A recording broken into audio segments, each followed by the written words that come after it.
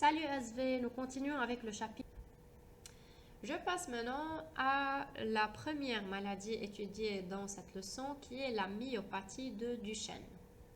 La myopathie de Duchenne, c'est une maladie caractérisée par un affaiblissement des muscles. Elle se manifeste dès l'âge de 2 ans. L'enfant marche en se dandinant et tombe fréquemment, c'est-à-dire il n'arrive pas à marcher correctement et il tombe beaucoup.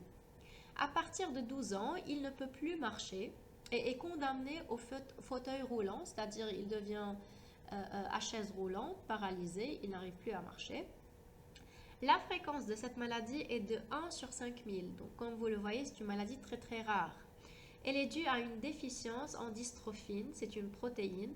Donc le manque de cette protéine au niveau du muscle fait affaiblir les muscles et l'enfant ne pourra plus marcher. L'étude de l'arbre généalogique ou bien du pédigré d'une famille dont certains membres sont atteints de myopathie permet d'établir le mode de sa transmission, c'est-à-dire gonozomale ou autosomale.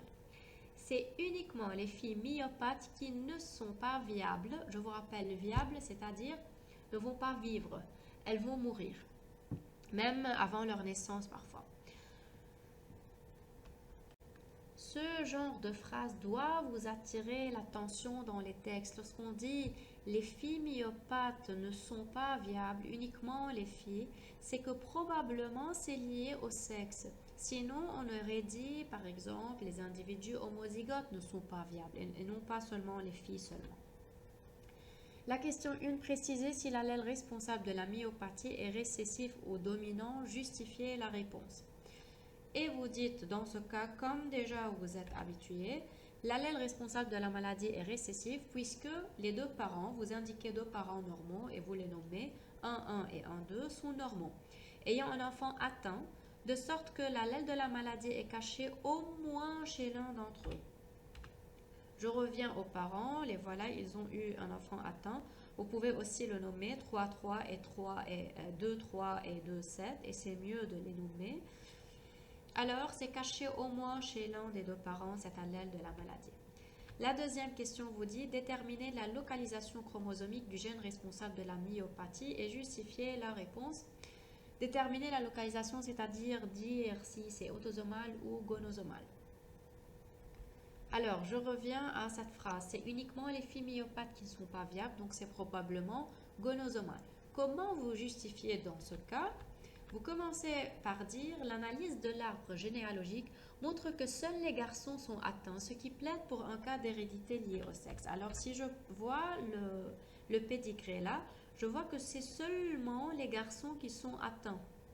Et toutes les filles qui pourraient être atteintes sont non viables, elles sont mortes, donc non représentées dans le pédigré. Et vous dites, le gène de la myopathie peut être porté par la partie propre au chromosome Y, parce que j'ai dit c'est lié au sexe, donc c'est soit Y qui le porte ou au chromosome X. Mais ne se trouve ni sur un autosome, ni sur la partie homologue de X et Y. En fait, lorsque vous niez que c'est porté par un autosome, parce qu'en disant lié au sexe, donc directement j'ai nié que c'est autosomal. Et en niant que c'est autosomal, j'ai automatiquement nié que c'est porté par la partie homologue de X et de Y, parce que je viens de dire que cette partie homologue, les gènes portés par cette partie homologue, se comportent comme des gènes autosomaux, parce que j'ai besoin de 2 exemplaires, de 2 allèles pour exprimer la maladie.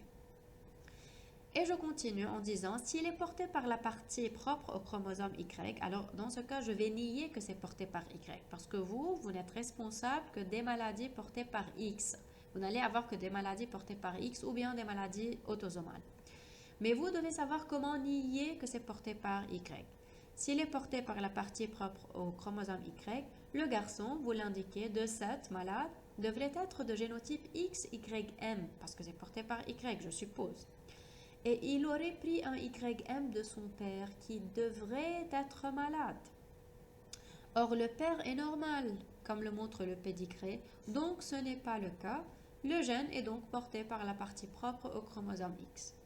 Vous étiez habitué de donner les symboles juste après la question préciser si l'allèle responsable est récessif ou dominant. Dans ce cas, si je vais dire petit m et grand m, c'est pas correct parce que lorsque je veux parler de maladie gonosomale, c'est le gonosome qui porte l'allèle. C'est comme ça, par exemple, X, Y, M, X, M.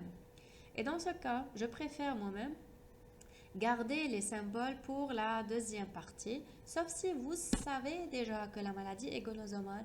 Vous donnez les symboles directement après la première question récessif dominant. Alors dans ce cas, je vais dire soit X petit m le symbole de l'allèle malade, soit X grand N le symbole de l'allèle normal. Question 3, expliquez l'absence de filles atteintes de ce pédigré. Et donc simplement vous dites, les filles myopathes sont non viables, comme c'est mentionné dans le texte.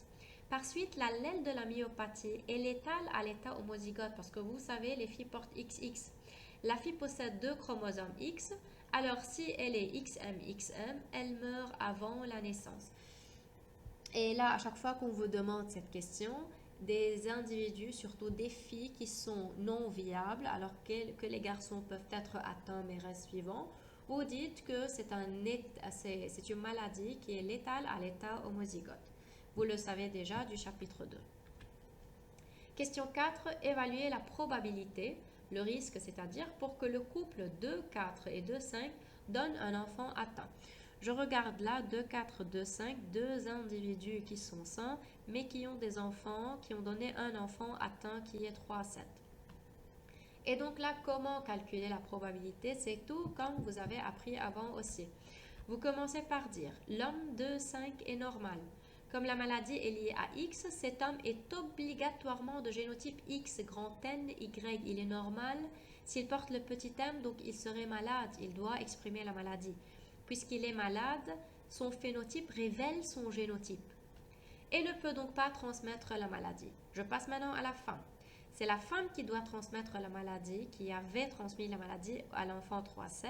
Et donc c'est elle, la seule, qui peut transmettre la maladie à son futur enfant.